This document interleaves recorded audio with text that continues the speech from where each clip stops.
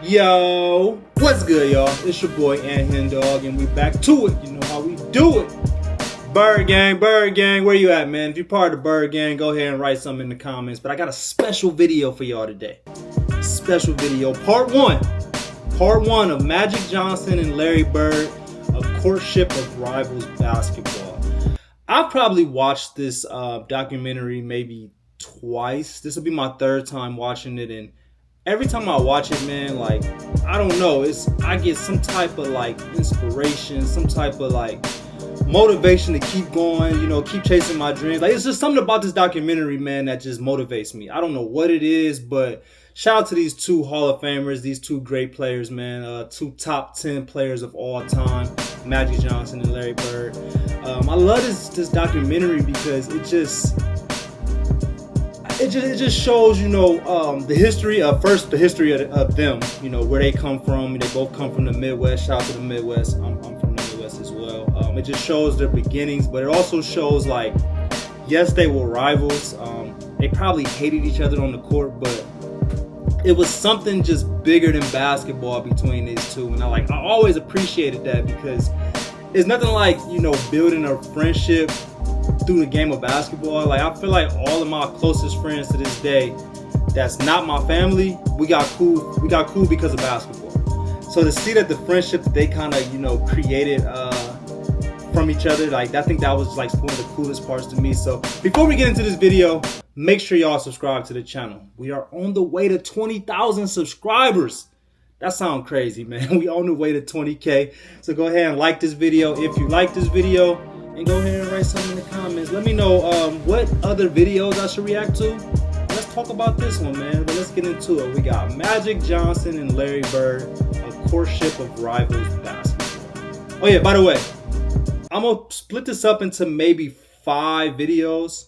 It's an hour and 30-minute long documentary. So we're gonna, like I said, we're gonna do probably 5 videos. So this would be part 1. So part 1 of Magic Johnson and Larry Bird, a courtship of rivals basketball. Let's get it. About every day, somewhere. If I go to a foreign country, magic, what magic? It's the same everywhere. Everywhere Bird go, where Magic Johnson at? Like, I don't know, probably at home. Two goats, man. Two goats. We don't have to see each other. We don't have to say hello. We don't have to call each other.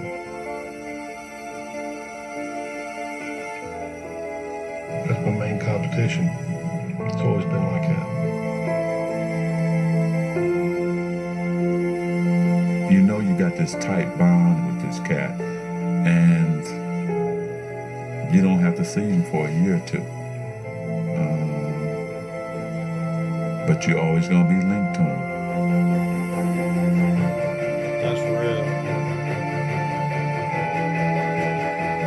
We got this connection that's never going to be broken. I mean, right to our graves.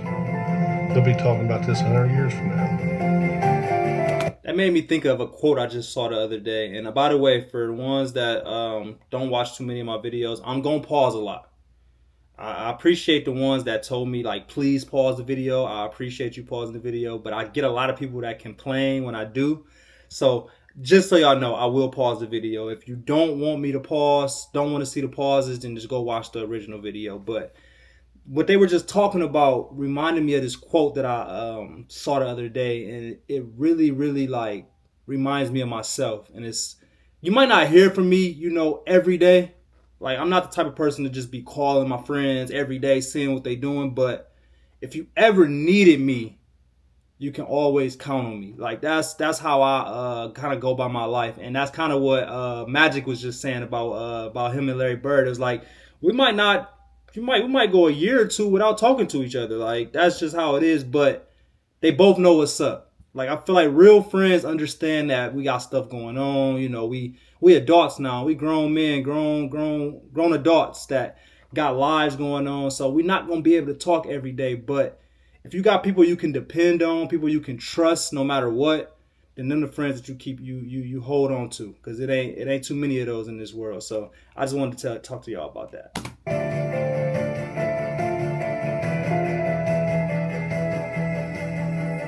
Let's get it. Let's get it. Let's get it. Part 1. Take it to Lansing. Here in Salt Lake City, Utah, on the night of March 26, 1979. It was the NCAA championship. Indiana State versus Michigan State. A game that still ranks as the highest rated college final ever on television. Crazy. A game that... Y'all hear that? The highest viewed college game of all time. Like they paved the way for the NBA. The NBA wouldn't be where it is right now if it wasn't for these two players right here. Yes, Michael Jordan globalized and made it global, but without this right here, it would be none of that. It wouldn't be no Michael Jordan, no Kobe Bryant, none of that. So we gotta appreciate these two, man, while they still here. Let's appreciate them. That's now remembered is a prologue to a rivalry that transformed a sport and intertwined two legacies. Turn it up a little bit. But on that night, March 26, 1979, the first time Magic Johnson and Larry Bird ever went head-to-head on a basketball court, they were simply two young men trying to win a very big ball game. Well, this is probably the biggest game I'll ever play in my life, and I just feel like, you know, I'm representing not only myself, my team, but we're representing our school and our town, Terre Haute. Well, it's a dream come true, really, for me. I won the state title back in my home state, and then my next accomplishment was going to the NCAA and playing in a game like tonight in the finals. They were two stars thrown together by the cosmos to compete, but only one of them had been groomed for the spotlight. In his case, it seemed since birth. I think his upbringing in East Lansing really put that smile on his face in the beginning, and it never came off. Born August 14th, 1959, Irvin Johnson grew up in Lansing, the gritty industrial capital city of Michigan. Raised under this little roof, he was one of Christine and Irvin Johnson Sr.'s 10 kids. 10? Christine was a school custodian, while Irvin Sr. worked 2 jobs nearly around the clock. My father, he got up early every morning, 6 o'clock or so, and he went to work on his trash hauling truck every single day. Around noon, he would come home, catch a nap, and then he worked for General Motors for 30 years. And he won an award for never being late and never missed a day. As a youngster, Yeah, Irvin 10 kids to displayed take his care own of. strong work ethic on the blacktop. I was out there all day long. Before we went to school, the bus leave at 7:30. I was out there at 6:30 working on my game. My mother sometimes had to bring me food, or she would have one of my brothers and sisters go get that boy so he could eat something. From a very young age, Irvin knew what he wanted to do. He had it all planned out. My dreams were to play in the NBA and become a businessman. The first And he did it. That was his dream as a young kid. Like, you know, that's a super cool feeling to, you know, watch somebody that had these dreams as an 8-9-year-old kid to achieve everything that he dreamed of. Like, I think that's super dope. neighborhood basketball powerhouse, Sexton High. I knew the players, I knew the tradition. I wanted to be a part of that. And it was on the west side of town, which was at that time predominantly black. But when Lansing, like many cities in the mid-70s, began busing to desegregate its school system, Irvin's journey took an unexpected detour to a predominantly white school across town. My first day at Everett High School was my first time I really had to understand there was a race problem. Nobody white would speak to anybody black, and nobody black would speak to anybody white. A lot of racial tension, a lot of fights, rioting. They didn't want minorities there. He kind of shrugged it off, and basically his attitude was, okay, well, I'll overcome this. Whenever there was any racial problems, the principal would get Irvin and go talk to these kids. I can just see him with his big hands. Calm down, just calm down. He'd break up fights. Talk with Magic his was friends, breaking tell him, up let it fights. go. We can't fight about everything. Let's just chill. Let's play basketball. And there was no dispute over Irvin Johnson's ability to play ball.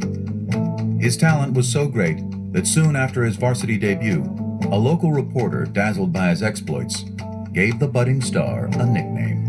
In the beginning, I thought it was foolish and dumb. I didn't know nothing about a nickname. Then what happened was, you start saying, wait a minute, it fits my game.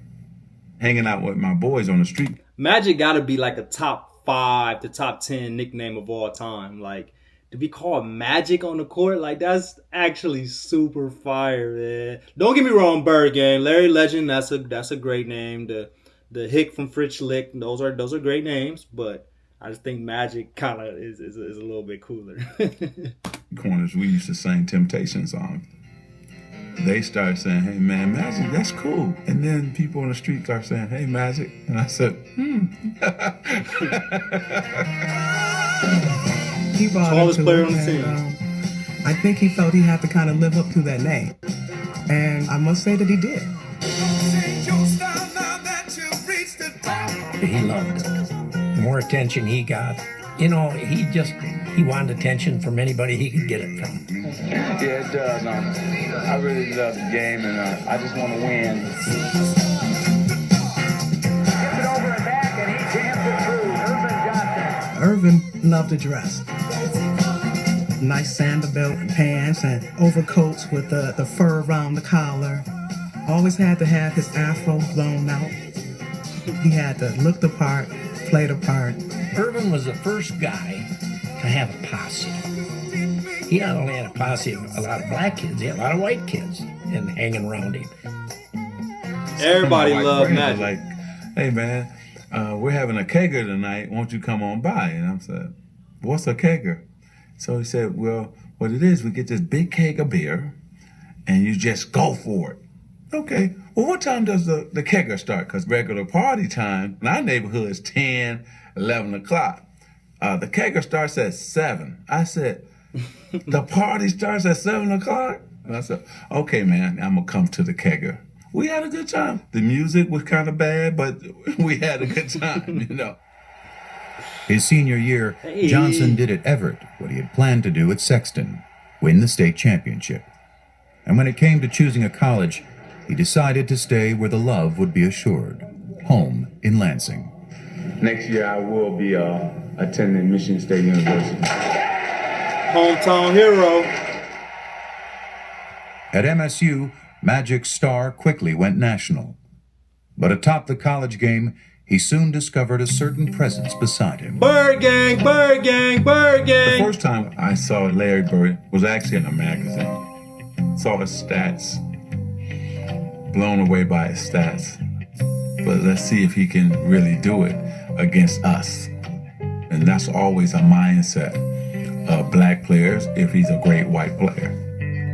In 1978, after his freshman year, Magic would quickly find out, when both he and Bird were chosen to play for Team USA in the World Invitational Tournament. They would put Larry Bird and I on the same team together to scrimmage, right? It was blowing my mind because he's dominating Jack Givens, Player of the Year in college basketball. Larry Bird is eating him alive. I couldn't wait to call home to tell my boys, man, this dude named Larry Bird is for real. This is the baddest white dude I've ever seen in my life.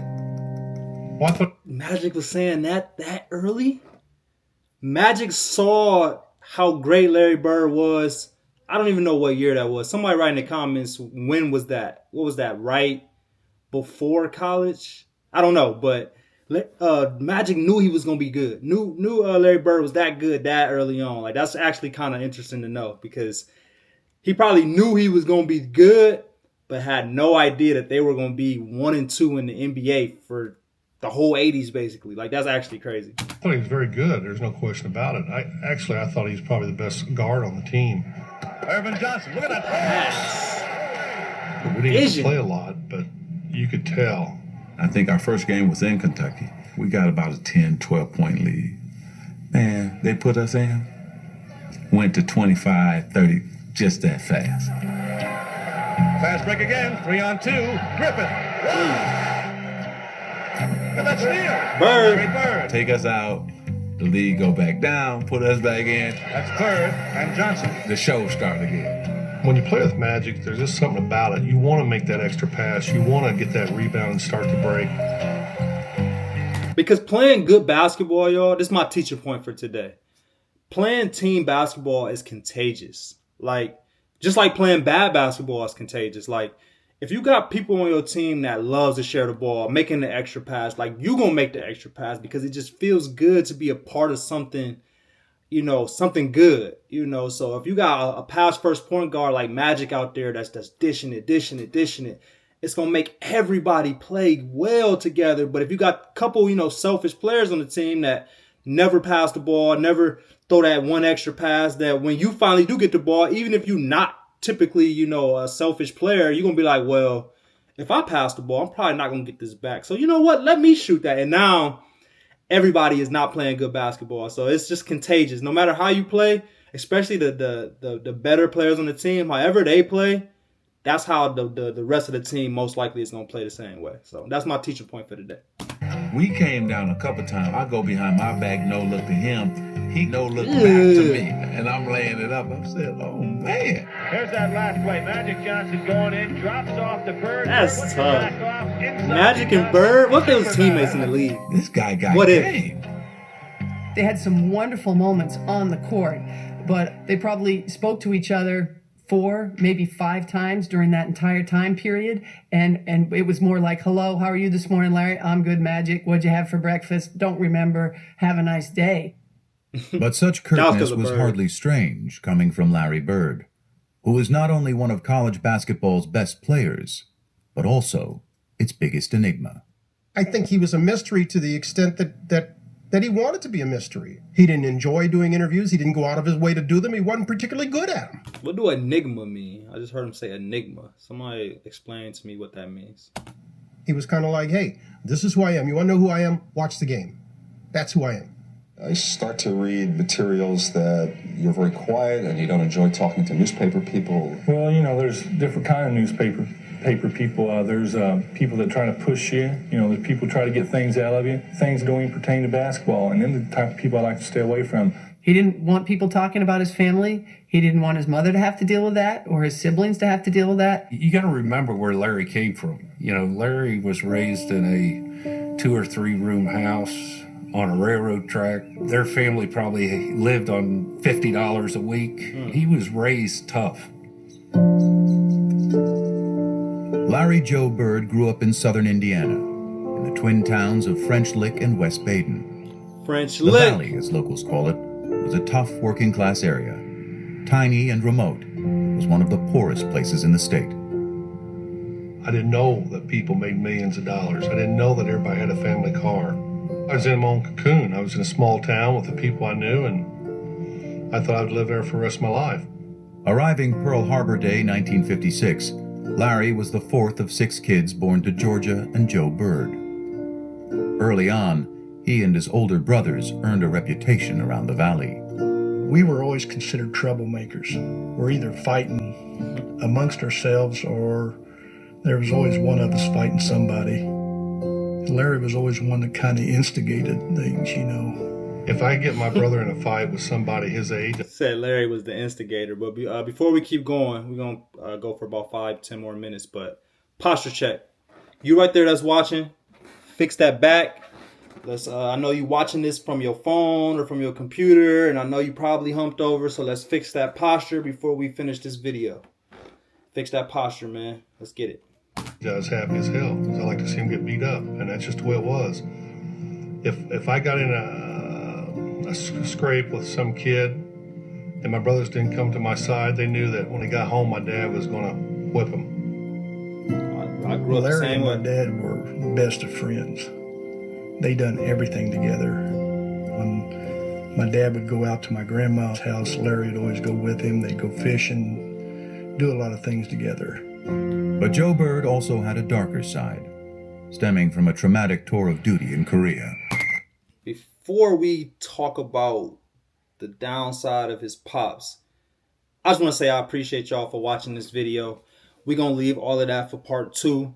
Make sure y'all subscribe to the channel so y'all can stay updated with the next videos. I appreciate y'all for watching this one. Got off to a really good start. Really good start. I love the beginning of this, man, but it's only going to get better. So go ahead, like I said, write something in the comments. Let me know how y'all feel about this first part of this awesome documentary, man. But go ahead and like this video if you like it. And then I'll see y'all on the next one, man. I appreciate y'all like always. We out.